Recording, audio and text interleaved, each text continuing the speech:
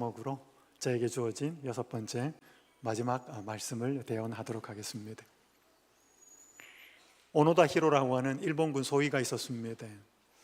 이 사람은 2차 세계대전 때 1944년에 필리핀에 있는 루방이라고 하는 한 섬에 명령을 받고 군대와 함께 그곳으로 갑니다. 미군의 공격을 지연시키기 위해서 비행장 활주로를 파괴하고 유격전, 게릴라전을 벌이라는 상부의 명령을 받고 갑니다. 훈련을 그렇게 많이 받지 않은 250명의 부하를 데리고 가는데 상관이 명령을 내리기를 항복도 하지 말고 자살도 하지 말고 끝까지 버티라. 반드시 데리러 갈 것이다. 그 약속을 하나를 믿고 갑니다. 그런데 동료도 부하도 다 죽습니다. 혼자 살아남아요. 일본이 패망합니다. 1945년에 이듬해. 근데 이 필리핀 그 섬의 숲에서 몰골이 희한한 사람이 발견이 된 겁니다. 그 사람들이 전쟁이 끝났다라고 아무리 이야기를 해도 거짓말하지 말라고 나오질 않아요. 이게 일본에도 알려지고, 그래서 그 전에 계속 전쟁이 끝난 이후에도 연합군이 전단지 삐라를 뿌려서 전쟁이 끝났으니 혹 섬에 남아있는 사람들은 나오라고, 자유를 보장하고 살려주겠다고. 나오지 않아요. 필리핀 정부가 그래도 나오지 않고, 나중에 이 사람의 가족을 수소문해서 가족이 섬에 들어가도 나오지를 않아요. 한 탐험가가 작심을 하고 들어갑니다. 그래서 진지하게 오랜 시간을 거치면서 정말 전쟁이 끝났다는 사실을 알려줍니다. 그럼 이 사람이 조건을 겁니다. 나에게 이 섬으로 들어오도록 명령을 내린 내 상관이 전쟁이 끝나고 나보고 나오라는 그 문서를 가지고 오면 나가겠대. 그 상관이 있나요? 다 제대하고 죽고 했는데 수소문해서 서점을 운영하고 있는 한 상관을 만납니다. 그 사람이 육군 현직, 육군 대장의 명령으로 서명이 된 문서를 가지고 들어갑니다.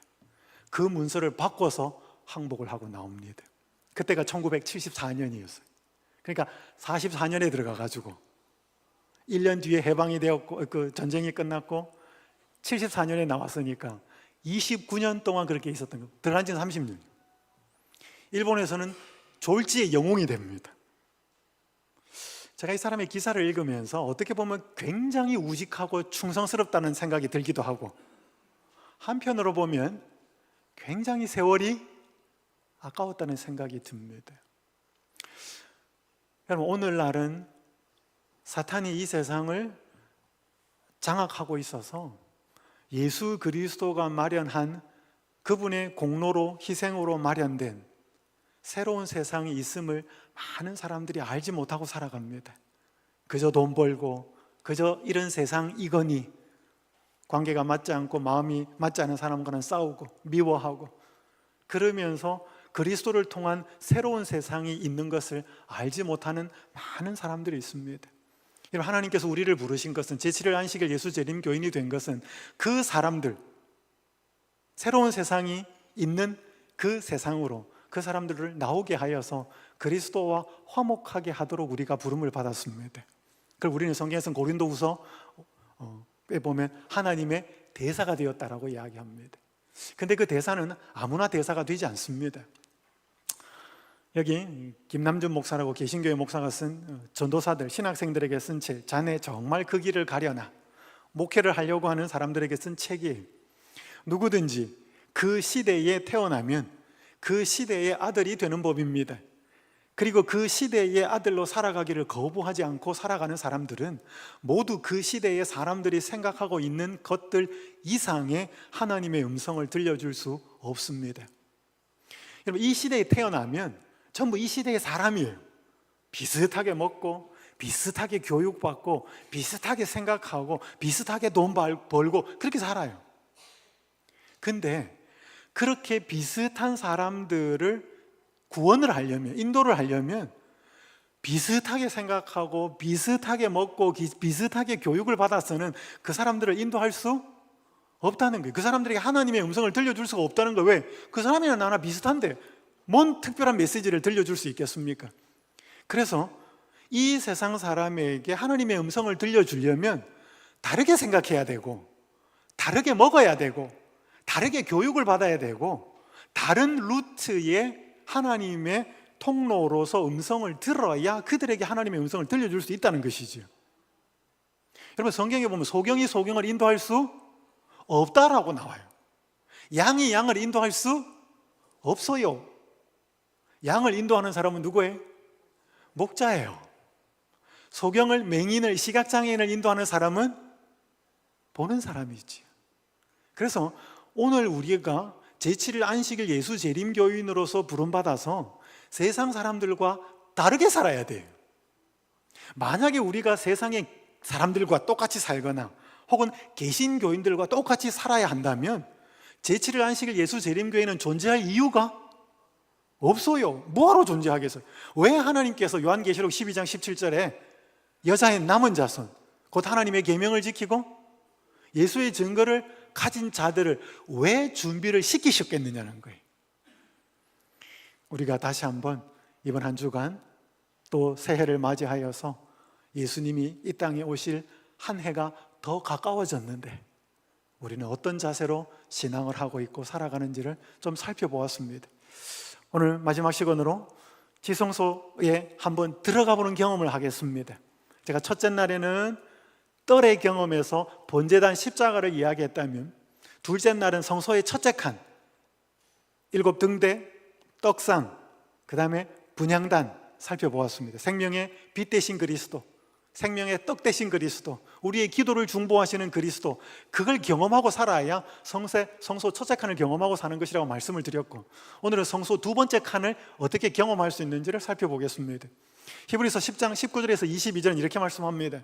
그러므로 형제들아, 우리가 예수의 피를 힘입어 성소에 들어갈 뭐를 얻었다?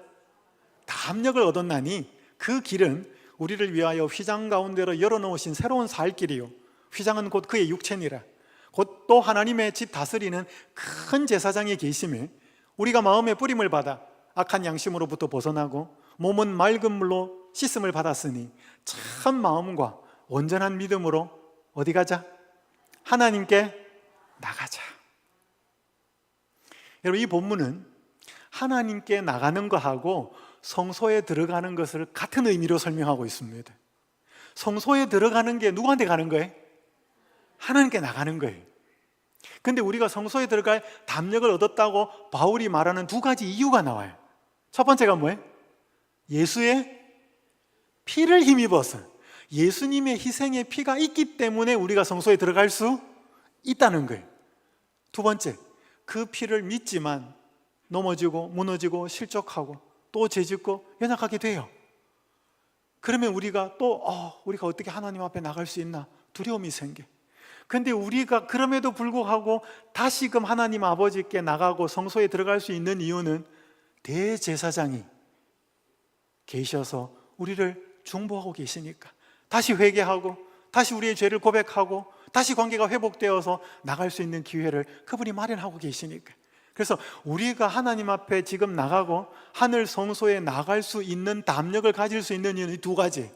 예수님의 십자가 희생이 있었고 예수님이 제사장으로서, 대제사장으로서 중보하고 계시기 때문에. 그래서 우리가 이 땅을 살아가면서 늘 하나님 앞에 나가야 돼. 성소에 들어가는 경험을 하고 살아야 돼. 여러분, 그게 제7일 안식일 예수 재림교회가 존재하는 이유예요. 오늘은 제가 이 본문을 깊이 다루지는 못합니다. 왜냐하면 지성소 이야기를 할 거기 때문에. 자, 성소의 두 번째 칸에 들어가면 항상 뜰에도 세 가지가 있었고, 성소의 첫째 칸에도 세 가지가 있었고, 성소의 두 번째 칸인 지성소에도 세 가지 기물이 있습니다. 뜰에는 번제소, 양을 희생제물을 잡는 곳, 번제단, 물두멍, 제가 다 설명을 드리지 못했지만 번제단을 중심으로 십자가의 의미를 설명했습니다. 성소의 첫 번째 칸에는 7등대, 떡상, 분향단이 있었다 그랬습니다. 자, 이제 두 번째 칸 휘장을 열고 들어가면 속죄소가 있습니다. 시은좌, 속죄가 베풀어지는 자리, 은혜가 베풀어지는 자리라는 의미고, 두 천사가 조각이 되어 있습니다. 그리고 그 밑에는 언약궤가 있습니다. 말씀을 좀 드렸죠? 두 천사와 속죄소는 붙어 있습니다. 이것이 금 한 달란트, 약 한 34kg의 금으로 조각된 기물입니다. 자, 제가 오늘 이 부분을 가지고 세 가지 신앙, 지성소 시대는 어떤 신앙을 할 수 있고 해야 하는지를 말씀을 드립니다. 첫 번째는 해바라기 신앙이.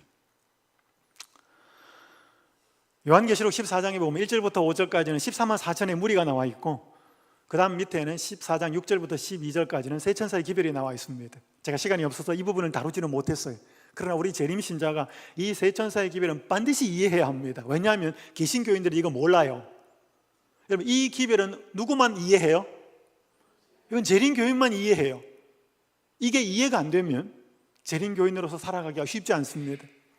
근데 14만 4천의 무리의 특징이 나오는데, 이 사람들은 여자와 더불어 더럽히지 아니하고 순결한 자라, 어린 양이 어디로 인도하든지 따라가는 자며. 자, 14만, 이게 실수냐 상징수냐 몰라도 됩니다. 그러나 14만 4천의 무리의 특성은 알아야 돼. 14만 4천의 중요한 특징이 하나가 뭐냐면, 어린 양이 어디로 인도하든지 뭐 하는 자다? 따라가는 자다. 어린 양이 누구죠? 예수 그리스도예요. 예수 그리스도가 가는 데를 계속 끝까지 따라가면 그 14만 4천이. 근데 지금 이 예수 그리스도가 어디 가 있냐 이 말이에요. 어디 계셔요? 성소의 두 번째 칸에 가 있다 이 말이지. 그러면 이 예수를 계속 바라보고 따라가면 우리도 어디 가 있어요? 우리도 지성소에 들어가야 돼. 믿음으로. 몸은 못 가지만. 요즘 내비게이션이 있어서 운전하는 데 참 많은 도움을 받습니다. 특히 모르는 길을 갈 때는. 근데 인도에서 작년 10월 달에 무슨 기사가 보도됐는데, 구글 지도를 보고 운전을 하던 남자 3명이 구글 지도가 가리키는 길을 보고 따라가다가 끊어진 다리에서 떨어져가지고 추락해서 죽었어요. 결혼식에 가는데 구글 지도를 찍고 내비게이션을 찍고 가는데 이리로 가라 저리로 가니까 계속 운전 간 거예요. 가다 보니 다리가 끊어진 곳이 있었고 거기 밑으로 추락해가 다 죽었어요. 3명이. 여러분, 누구를 인도한다는 것은 기계든지 사람이든지 그건 굉장한 책임감이 있는 거예요. 그렇게 따라오라 보고 따라간다면 책임을 져야 돼. 그 사람을 안전한 곳으로 목적지까지 잘 데리고 가도록. 물론 내비게이션이 거의 이런 일은 없어요. 그런데 인간이 만든 기계가 이런 오작동이 생겨가지고 문제가 생기기도 합니다. 여러분, 누구를 따라간다는 것은, 우리가 누구를 대상으로 보고 따라간다는 것은 그건 굉장히 신중한 선택을 해야 합니다. 진짜 내가 저 대상을 올바로 따라갈 만한 존재인가? 근데 예수 그리스도는 그런 분 맞아요? 맞아요. 왜? 자기를 희생하고 우리를 인도하고 계시기 때문에. 근데 예수님이 우리를 인도하는 길, 따라가는 길이 좀 쉬운 길 같아요? 여러분의 적성과 여러분의 욕망하고 좀 맞는 길 같아요? 좀 다른 길 같아요? 제가 전에 한번 말씀드렸죠. 이번 주에 제가 별로 안 좋아하는 말이 있다고. 꽃길만 걸으세요. 여러분, 예수님이 우리를 꽃길로만 인도해요? 그러면 따라가는데 별로 문제 없을 것 같은데. 복음교역제라는 책이 있습니다. 복음교역제는 총 몇 장으로 되어 있는가 하면 108장으로 되어 있습니다. 여기 58장의 제목이 뭐냐 하면, 하나님이 일꾼을 훈련시키는 방법이 나옵니다. 한 5가지가 나와요. 뭐 한 6가지가 나올 수도 있는데 간단하게 좀 설명을 드릴게요. 빨간 글자만 보셔요. 좋아하지 않는 임무를 맡기신다. 혹 어떤 때는 그들이 택하기를 좋아하지 않는 임무를 그들에게 맡기실 것이다. 그러나 그들이 즐겨 하나님의 지도하심을 따르면 복종과 남을 돕는 정신으로서 그 의무를 이행할 수 있도록 그들에게 은혜와 힘을 주실 것이다. 이래하여 그들은 의무를 감당할 자격을 구비하게 되며 이렇게 훈련받은 재능을 가지고 큰 사업을 행할 수 있게 될 것이다. 하나님은 우리를 따라오라 그러는데, 우리를 데리고 가는데 좋아하지 않는 일을 시킨대. 여러분, 선거위원회 만들어지고 새해 직분을 맡길 때 하고 싶지 않고 하기 싫은 일도 교회에서 맡겨요? 다 좋은 일만 맡겨요? 그렇지 않은 일 맡겨요. 여러분, 그러면 어떻게 받으셔요? 왜 나한테 이런 일 맡기냐고, 왜 저런 일 안 주냐고 그러셔요? 하나님이 좋아하지 않는 임무를 맡기신대. 두 번째 보셔요. 자신의 뜻과 상반되는 일을 맡기신다. 하나님께서는 사람들에게 병든 마음에 양약처럼 치료제가 될 수 있는 일을 맡기신대. 이와 같이 하나님께서는 그들로 자기의 뜻대로 하려는 이기적인 욕망을 없이 하도록 인도하시는데, 만일 이러한 욕망을 만족시키면 하나님께서 맡기신 일을 할 수 없게 될 것이다. 그러나 만일 그들이 그 시키시는 직무를 받아 행하면 그 병든 마음이 고쳐질 것이다. 그렇지 아니하고 이를 거절하면 자기 자신과 다른 사람들과 더불어 항상 분쟁하는 일이 남아있게 될 것이다. 내가 원하지 않는데 맡기고 하고 싶은데 못하게 하고, 하나님이 그렇게 일을 맡기는데 그렇게 맡기면 내 병든 마음이 고쳐질 거라는 겁니다. 하나님 우리를 인도하는 방법은 굉장히 특이해요. 세 번째, 실망과 실패를 겪게 하십니다. 하나님께서는 어떤 자들에게는 실망과 또는 실패에 빠진 듯한 형편을 당하게 하심으로 훈련하신대. 그것은 그들이 어려움을 극복하는 법을 알게 하시려는 것이다. 네 번째, 평탄한 삶을 방해하고 친한 사람과 헤어지게 하신대. 하나님께서는 당신의 섭리 가운데서 품성 건설의 성취를 위해 변화가 반드시 있어야 할 것을 보실 때는 더욱 평탄한 생애를 방해하신다. 그리고 또 하나님께서 어떤 교역자에게서 당신과 더욱 친밀히 교제하여야 할 필요가 있음을 보실 때에는 이것을 이루시기 위해서 그를 친구와 친지들과 헤어지게 하신다. 아브라함처럼 고향을 떠나라 그래. 다섯 번째, 안정된 생활을 방해하신다. 잠시도 고요히 안정된 생활을 하지 못하고 오늘 저녁에는 이곳에, 내일 저녁은 또 다른 곳에 장막을 치며 항상 이동하여 다니지 않으면 안 되는 자들도 하나님께서 그들을 인도하시며 이런 방법으로 그들로 완전한 성품을 형성하시도록 하신다는 것을 기억해야 한다. 제가 5가지 말씀드렸어요. 좋아하지 않는 임무를 맡기신다, 자신의 뜻과 상반되는 일을 맡기신다, 실망과 실패를 겪게 하신다, 평탄한 삶을 방해하고 친한 사람과 헤어지게 하신다, 안정된 생활을 방해하신다. 이렇게 인도를 받고 싶은 사람 손 한번 들어보셔요. 예수님 따라가면 이런 길로 인도하신대요. 우리 생각하고 다르죠? 그래서 중간에 안 따라가는 사람 많아요. 가다가 곁길로 셉니다. 예수님이 그런데 14만 4천은 어떤 무리라고 해?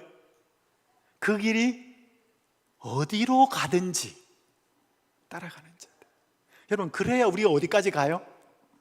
지성소까지 가고 하늘까지 가요. 저는 1997년에 영남 앞에 부산중앙교회에서 목회를 시작했습니다. 그때 서정주 목사님이 담임 목사님이셨어요. 서정주 목사님이 동네교회도 담임하셨죠. 아버지 같은 담임 목사님을 모시고 전도사로서 1년 동안 사역했습니다. 많이 배웠고 사랑을 많이 받았어요.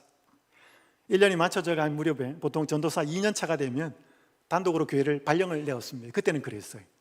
그래서 이제 어느 교회, 아마 조그마한 교회로 보낼 거니까 거기에서 어떻게 내가 목회를 하나님 바라보며 할 수 있을까 여러 가지 생각과 기도를 하고 있는데 전화 한 통이 왔어요.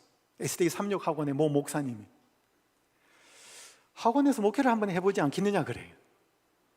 그래서 제가 전혀 생각을 안 했습니다. 그래서 제가 정중하게 거절했어요. 아니요 목사님, 저는 생각이 없고 관심이 별로 없습니다. 전화를 끊었어요. 아 그렇습니까? 며칠 뒤에 전화를 또 하셨어요. 학원에서 목회를 한번 해보지 않겠느냐. 여기 젊은이들도 많고 할 일이 정말 많은데 목사님 정말로 저는 생각해보지 않았습니다. 두 번째도 거절했어요. 며칠 뒤에 전화가 또 왔어요. 세 번째, 학원에서 목회를 해보지 않겠느냐. 목사님 제가 정말 생각이 없습니다. 죄송합니다. 앞으로 전화를 또 하셔도 제 대답은 똑같을 겁니다. 끊었어요. 알았다고. 정말 생각이 없는 것 같네요. 끊었습니다. 그 다음에 보니까 발령이 났어요. 36 외국어 학원으로. 와, 화가 나는 거예요. 전도사 의견은 의견이 아닌가? 정말 예의 있게 정중하게 3번을 거절했는데 이게 왜 발령이 났을까? 그래서 제가 간 데가 서면 학원이에요. 한신밴 6층. 내가 여기를 왜 와야 했을까? 굉장히 혼란스러웠어요. 그리고 여기서 잠시 그냥 그러면 배우고 목회하다가 나는 다시 영남 앞에로 돌아가야지. 그렇게 제가 학원에 15년을 있었어요. 저는 학교 다닐 때 제일 싫어했던 과목이 영어였습니다. 저는 과학이 재밌었고 수학이 재밌었지. 그래서 제가 공대를 갔거든요. 그래서 제가 여러분 영어 통역할 때요, 사우스 아프리칸이 한번 미션데이 강사를 하는데 원고가 타이타닉에 관한 거예요.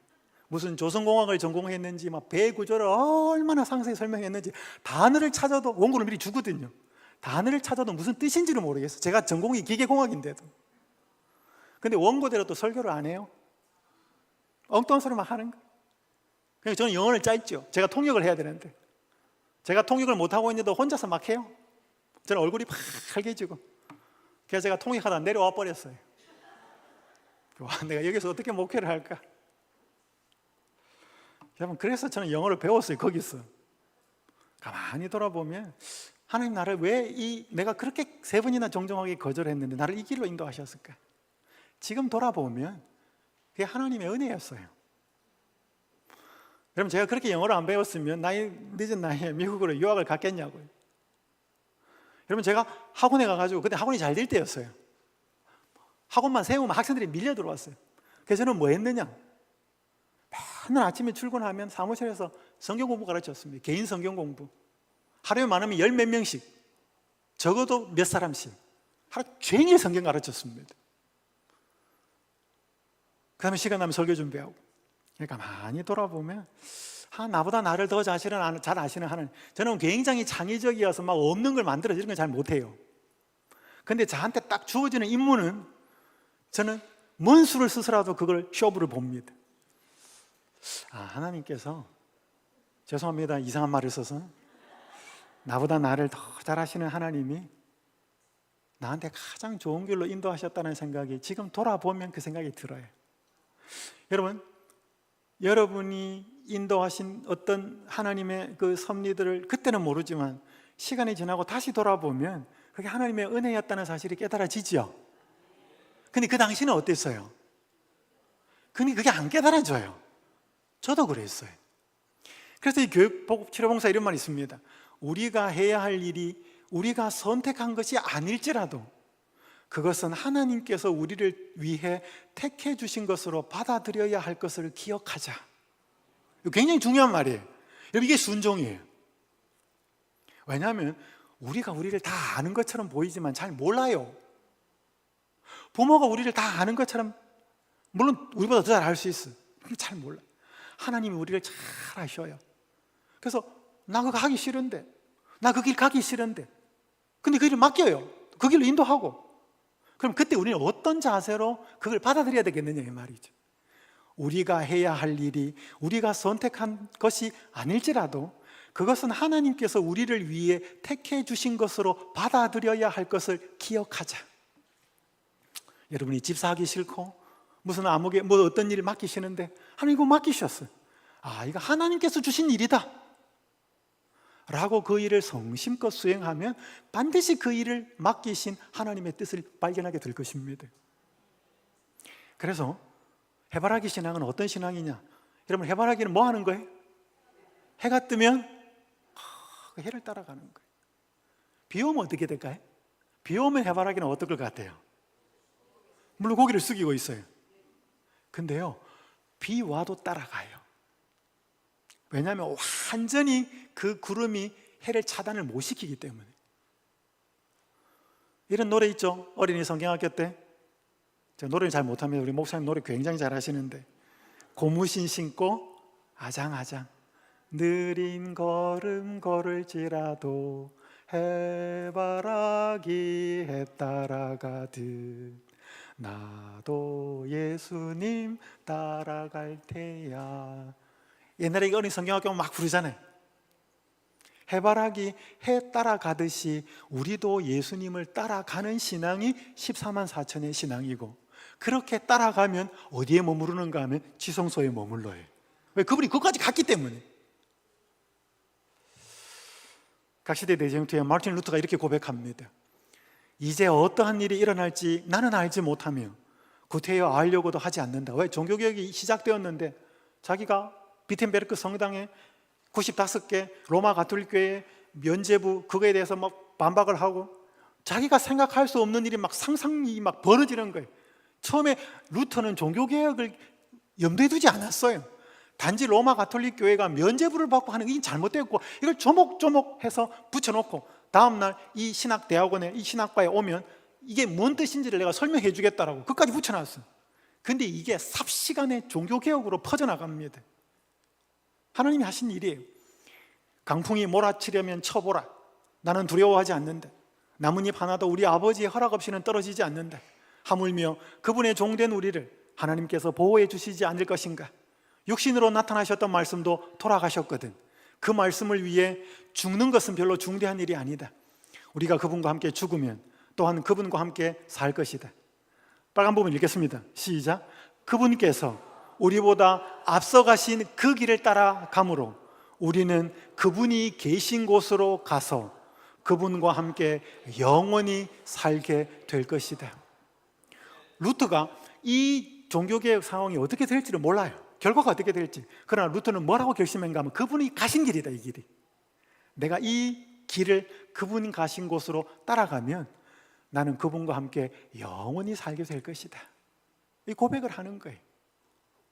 우리가 지성소 시대를 살아가는 이 신앙의 첫 번째 신앙은 내 생각과 내 뜻과 다르더라도 해바라기 신앙, 그분이 어디로 인도하든지 따라가는 신앙을 중간에 곁길로 딴 길로 가지 마시고 그분을 끝까지 따라가게 되기를 간절히 바랍니다. 두 번째는 코람데오의 신앙이, 좀 이상한 말을 가지고 와서 죄송합니다. 코람이라는 말은 라틴어로 앞에서라는 뜻이에요. 데오는 하나님이란 말입니다.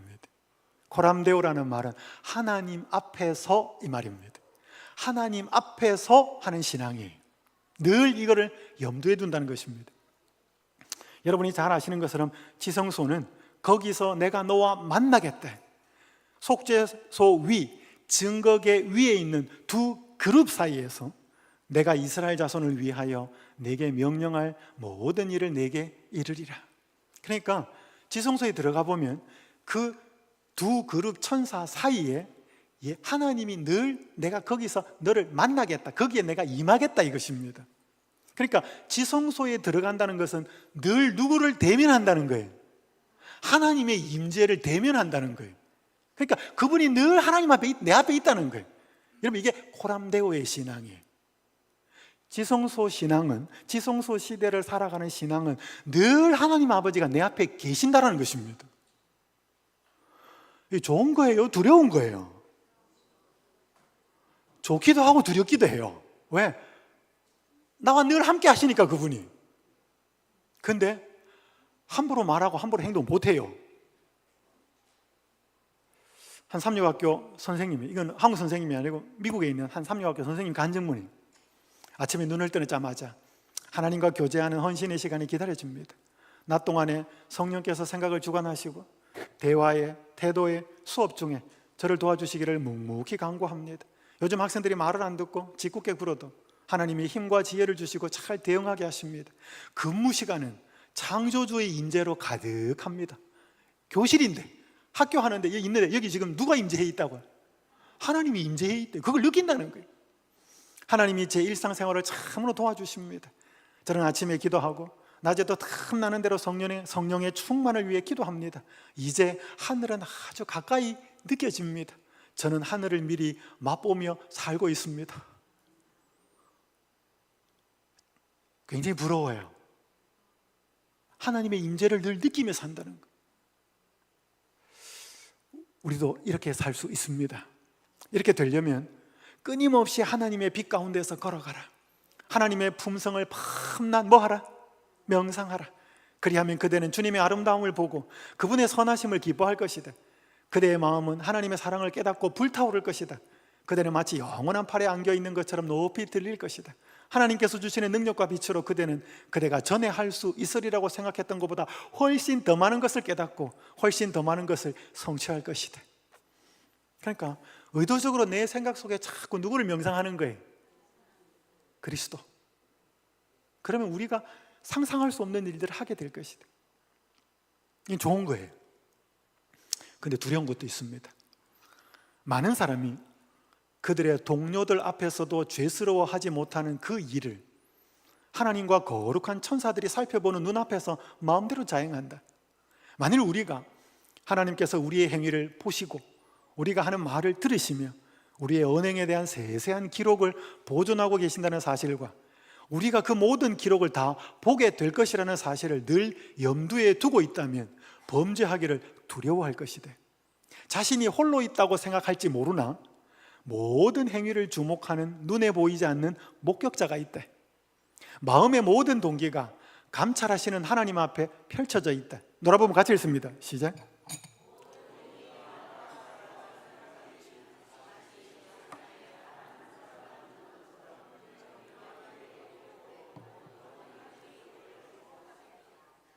모든 행위와 말과 생각이 마치 이 세상에 단 한 사람만 있는 것처럼 분명하게 기록되고 온 하늘이 그를 주목하게 된다.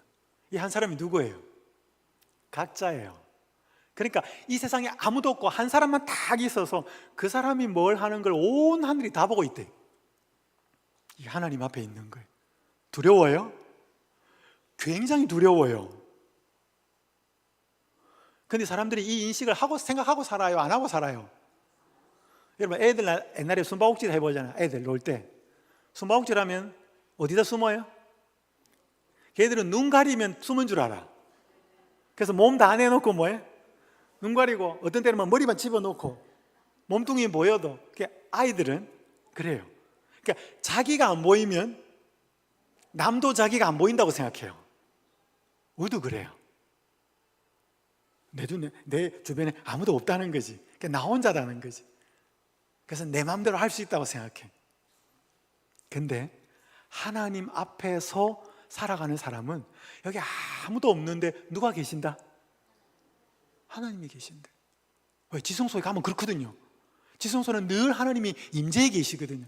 여러분, 그걸 인식하고 사는 사람이 지성소 시대를 살아가는 사람들이, 많은 부조들이 그렇게 살았고 많은 종교개혁자들이 그렇게 살았어요. 아무도 안 보는데 하나님이 여기 계시다는 거예요. 여러분, 요셉이 보디발의 집에서 그 미세스 보디발이 유혹을 합니다. 아무도 없었어요. 절호의 찬스. 근데 요셉이 뭐라고 말을 해?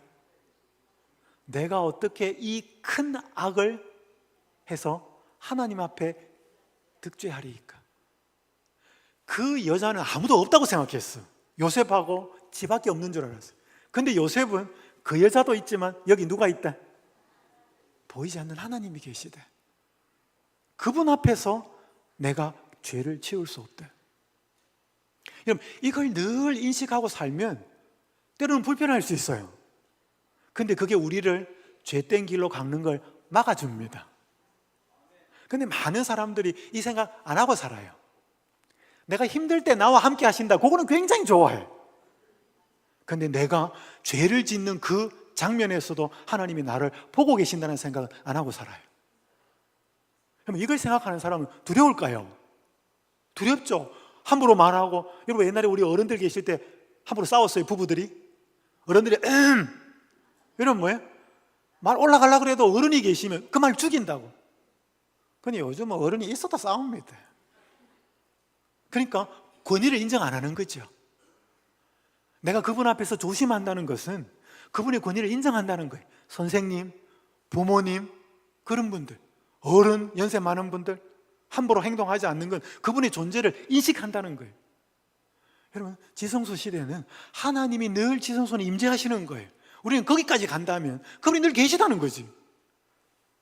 그러면 함부로 말하고 함부로 행동할 수 없다는 거예요. 이거 그분 좋아하실까? 내가 이분 앞에서 이 행동 해도 될까? 한 분이 저한테 보낸 카톡 문자에 항상 하나님과 함께 5분이라도 잊지 않고 주님과 함께 살아가는 사람으로 인도해 주셔서 감사합니다. 이분은 5분을 머릿속에서 예수님 생각하는 것을 잊어버리는 적이 없다는 거예요. 함인회라고 하는 개신교 사모의 유언 중에 하나예요. 딸들에게 남긴 유언이 여러 가지가 있는데 그 중에 하나가 5분이라도 예수님을 잊어버리지 말아요. 이게 그분을 그게 본 건지 아닌지는 모르겠지만 이렇게 이야기해요. 이번에도 마음 다친 일이 있었지만 그분의 아픔에 비할 수 있겠나 싶어 모두 용서하는 마음을 갖게 되니 마음이 편해졌답니다. 제가 이야기했잖아요. 우리가 다른 거 비교하면 다 불편한데 누구하고 비교하면? 예수님이 받으신 대접하고 내가 받는 대접을 비교하면 절대로 엉뚱한 길로 갈 이유가 없습니다. 이분은 뭐라고 하냐면 잠시 5분간이라도 예수님을 내 생각 속에서 잊어버리지 않겠다는 것입니다. 늘 그분의 임재를 인식하고 사는 그 삶이 지성소 시대를 살아가는 신앙이에요. 근데 우리가 너무 재밌는 거 많이 보고 즐거운 거 많고 내 세상의 욕망과 갖고 싶은 거 많고 그러면 잊어버려. 그리고 예수님은 자꾸 교회에 와서 한번 생각하는 거예요. 그리고 예배 끝나고 가면 또 뭐예요? 또 예수님 다음 주에 뵙겠습니다. 그건 지성소 시대를 살아가는 신앙이 아니, 내가 어디가 있든지 예수님을 모시고 가는 거예요. 자, 세 번째. 자, 시간이 이제 많지 않기 때문에 거울 신앙. 아까 지성소에 들어가면 언약궤가 있습니다. 그 언약궤 안에는 두 돌판이 있습니다. 뭐 만나, 항아리, 그 다음에 아론의 쌍난 지팡이 있다 그랬는데, 여기 그 궤 안에는 그 두 돌판 외에는 아무것도 없으니 아마 솔로몬이 지은 성전에는 이 돌판만 있었던 것 같아요. 십계명의 두 돌판. 복음교육자 이런 말씀이 있습니다. 많은 사람들은 품성의 결함을 밝히 드러내는 거울에 자신을 비추어 보는 일을 등한히 한다. 그러므로 그 결함과 죄가 그대로 있어서 자기는 이를 깨닫지 못하더라도 다른 사람의 눈에는 빤히 보인다. 하나님의 사업에 헌신하였다고 하는 자들 중에도 스스로 혐오할 만한 이기적인 죄악이 상당히 존재하고 있다.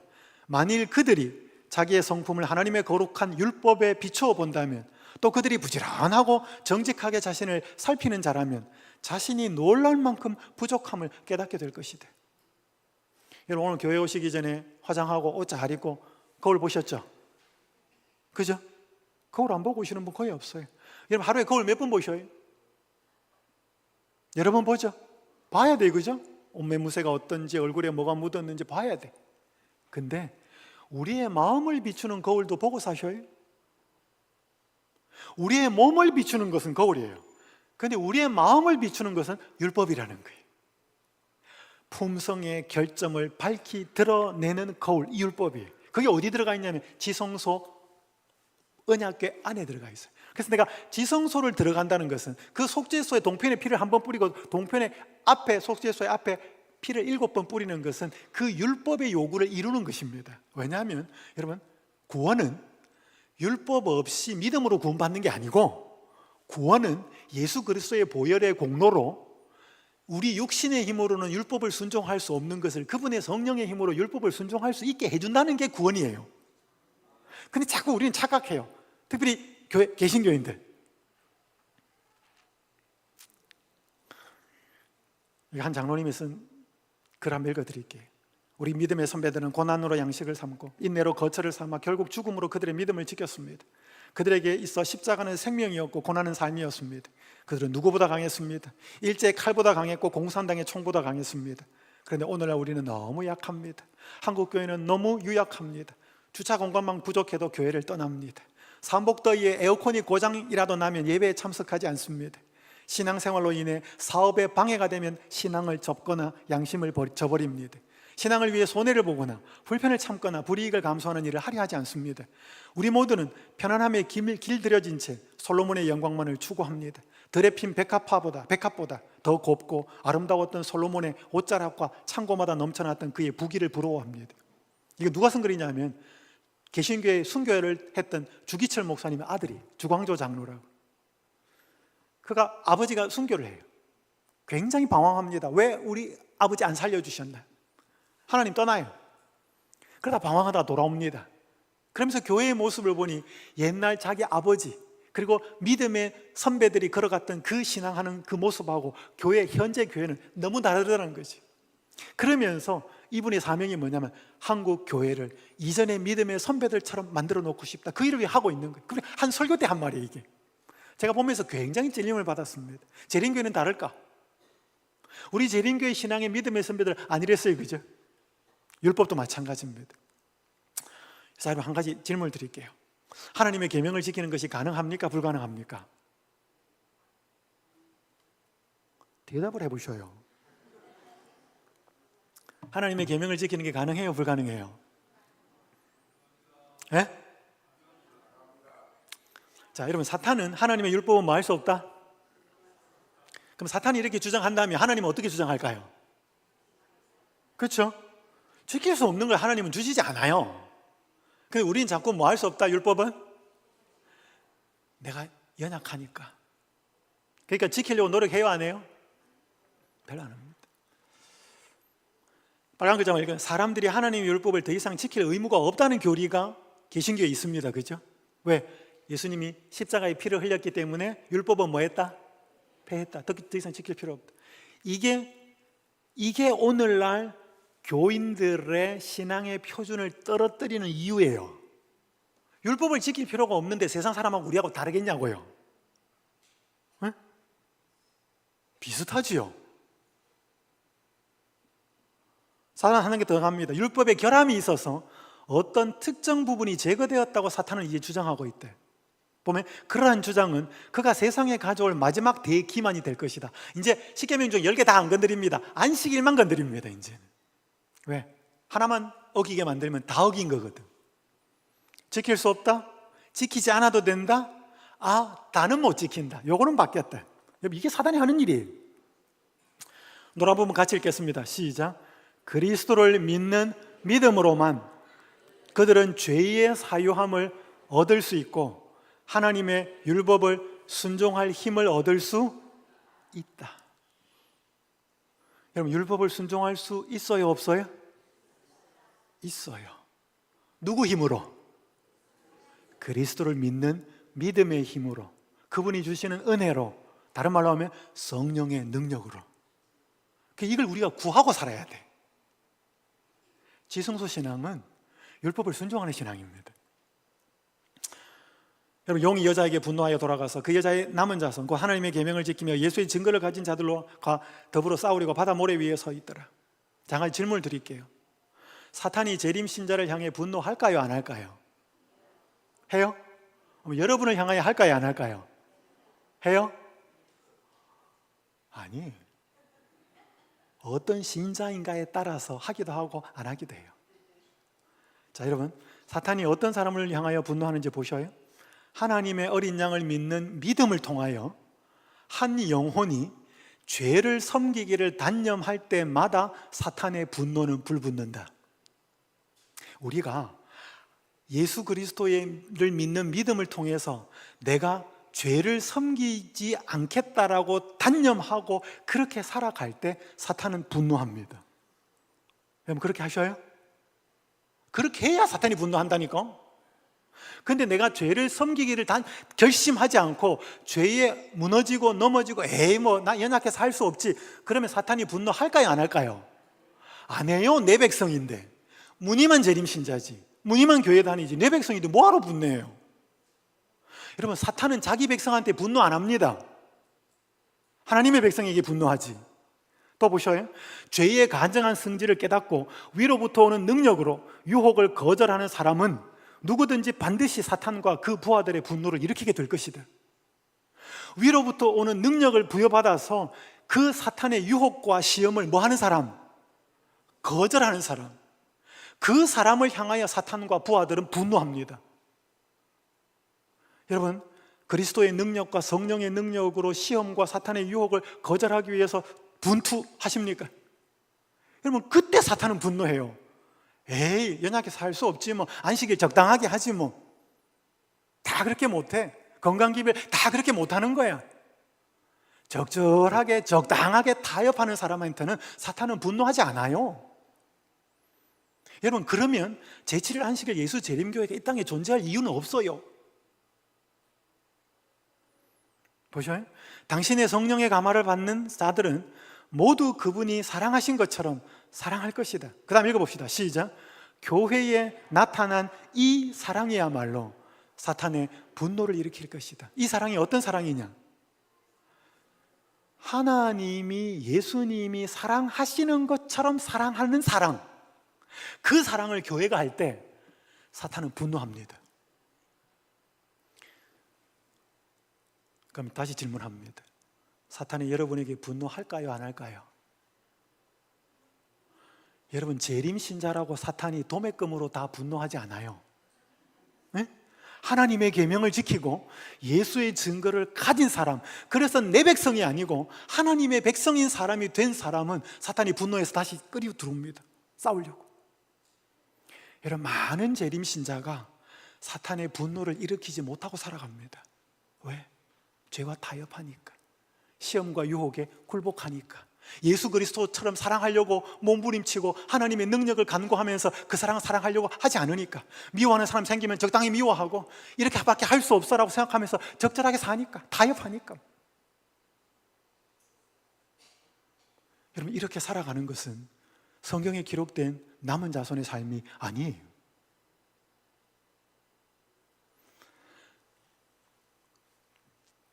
이 이야기 하나만 드리고 제가 마치겠습니다. 시간 조금만 더 지나서 죄송합니다. 한 유방암 진단을 받은 여성이 있어요. 장로교에 약 10년을 출석했습니다. 이름은 신자였어요. 형식적인 신앙을 하면서 늘 남편이 미웠습니다. 남편은 술과 친구가 우선이었습니다. 자신과 아이는 뒷전이었죠. 자주 이혼을 생각하고 살았습니다. 근데 아팠어요. 병원에 가니까 암이었습니다. 너무 화가 났어요. 속이 상하고. 이게 다 누구 때문에 걸린 것 같아요? 그 인간. 남편도 아니고 그 인간. 항암 치료를 받던 중에 재림교회와 연결이 되었습니다. 그러면서 본격적으로 성경을 읽기 시작했습니다. 우리 재림교회는 몸만 건강하도록 하지 않잖아요. 마음이 건강해야. 성경을 깊이 보면서 자신을 깊이 돌아보게 되었습니다. 그러면서 깨달았습니다. 자기에게 병이 생긴 게 남편 때문이 아니라 자기 자신 때문이었다는 사실을 깨닫게 됩니다. 그리고 또 깨닫습니다. 남편을 미워하는 게 자기가 성경도 보지 않고 그저 형식적인 신앙을 할 때는 남편이 잘못했으니까 남편을 미워하는 것이 당연하다라고 생각했는데 남편을 미워한 것이 죄라는 사실을 깨달았습니다. 남편을 사랑하지 못했던 것이 죄였다는 사실을 깨닫게 됩니다. 어느 날 남편이 퇴근하고 들어옵니다. 마음을 다하여서 전심으로 고백을 합니다. 여보, 나 당신 미워했어. 근데 당신이 그렇게 잘 못하고 남편인 당신이 친구하고 술하고 우선으로 살면서 그렇게 하는 게 나는 당신이 그렇게 우리 가족들을 안 돌보니까 나는 그게 당연하다고 생각했어. 그리고 죄책감이 없었어. 근데 그게 아니었어. 그게 죄였어. 여보 미안해. 용서해줘. 전심을 다해서 고백합니다. 여러분 그럼 보통 상대방이 어떻게 나와요? 자기 잘못을 고백하면 그게 너 잘못했지 그래? 아니야 여보 내가 잘못했어. 그래서 그날 막 부부가 서로 부둥켜 안고 울면서 관계가 회복이 돼요. 아내가 여기서 그치지 않습니다. 한 단계 더 나갑니다. 성경을 보니까 아내들아 남편들에게 순복하라. 주 안에서 순복하라. 순종하라는 거예요. 네가 한번 실천해 봐야 되겠다. 그래서 남편을 정말로 순종하기를 결심합니다. 그랬더니 이 아내가 간증을 하는데 놀라운 일이 납니다. 그 남편이 사랑스러워 보이기 시작하더라는 거예요. 신혼 때도 없었어. 그게 단 한 번도 남편이 사랑스러워 보인 적이 없었는데 내가 성경 말씀에 순종하려고 주 안에서 남편을 순종하려고 하니까 남편이 정말 사랑스러워 보이더라는 거예요. 근데 그게 자기 눈빛이 아니고 자기 속에서 나온 자기의 본성이 아니고 자기 속에 계신 예수님의 눈빛이라는 게 깨달아집니다. 예수님이 나를 이렇게 바라보셨겠구나. 내가 남편 원망하고 이렇게 살 때 그 불쌍한 나를 미워하지 않고 이런 눈으로 사랑스럽게 보셨겠구나. 이게 깨달아져요. 그러면서 완전히 그 마음이 치유가 됩니다. 제가 간증을 듣는데 마지막 말이 이 말이에요. 하나님의 말씀에 순종하는 게 이렇게 행복하구나. 여러분 하나님의 말씀에 이렇게 순종하는 게 이렇게 힘들구나. 이게 아니고 뭐예요? 행복하구나. 하나님 계명 지킬 수 있어요? 지킬 수 있어요. 무슨 능력으로? 하나님의 능력으로, 은혜로. 근데 내가 지킬 수 없다고 생각하면 그 은혜를 구할까요? 안 구할까요? 안 구해요. 그러면 우리나 세상 사람들이나 표준이 똑같고 개신교인들이나 우리나 다를 바가 없다는 거예요. 적어도 우리 믿음의 선배들은 그렇게 살지 않았어요. 그죠? 안식일 지키기 위해서, 하나님 율법을 순종하기 위해서, 비록 무너지고 넘어졌더라도. 근데 이 재림교회가 계속 무너져요. 이제는 방벽이, 우리의 젊은 사람들이 그런 생각이 없어. 근데 이제 연세 많으신 분들, 그런 생각을 가지고 계신 분들이 이제 무덤으로 떠나고 나면 이 교회는 어떤 모습의 교회가 될까? 정말로 성경이 말하는 남은 자손, 하나님의 계명을 지키고 예수의 증거를 가진 교회가 될까? 우리 사랑하는 동네교회 성도 여러분, 또 그의 손님으로 오신 분들, 저는 이번 한 주간 동안 재림교회 신앙의 심장이라는 제목으로 성소교리를 좀 살폈습니다. 첫째 날은 십자가와 하늘 성소, 두 번째 날은 구약의 성소 이야기, 세 번째 날은 신약의 대제사장 이야기, 그리고 넷째 날 그리스도의 하늘 성소 봉사. 어제는 성소와 재림전 소사 심판에 대해서, 오늘은 지성소 시대의 신앙에 대해 살폈습니다. 지성소는 예수님이 계신 곳에 따라 들어가는 것입니다. 제가 세 가지 신앙 말씀드려서, 해바라기 신앙, 코람데오의 신앙, 하나님의 늘 임재를 인식하고 살면서 행복하기도 하고 평안하기도 하고 때로는 두렵고 떨리기도 하고, 세 번째는 늘 내 마음의 거울, 내 마음을 비춰주는 율법 앞에 늘 자신을 노출시키면서 그렇게 살지 못하는 나를 내려놓고 그렇게 살 수 있는 하나님의 능력과 은혜를 구하며 사는 사람이라는 것을 살폈습니다. 저는 이제 한번 이곳을 떠나지만 여러분들은 이 재림신앙, 저는 여러분 제가 제일 잘한 거는 제가 예수님 믿고, 물론 어머니를 통해서는 재림신앙을 받아들였지만, 저는 제가 제일 잘한 것은 예수님을 믿고 전 제가 재림신자가 됐다는 것입니다. 여러분, 정말 이 신앙은 우리의 모든 희생, 우리의 어떤 것을 다 주고도 이 예수님을 믿고 재림을 사모하는 이 신앙을 할 만한 가치가 있습니다. 다시 한번 이번 한 주간 우리의 마음을 다잡고 우리의 눈을 높이 들어서 예수님을 바라보면서 예수님 그 오시는 그 순간까지, 영광스러운 그 날까지 신실하게 충성스럽게 살아가는 우리 모두가 되기를 간절히 바라면서 말씀을 마치겠습니다.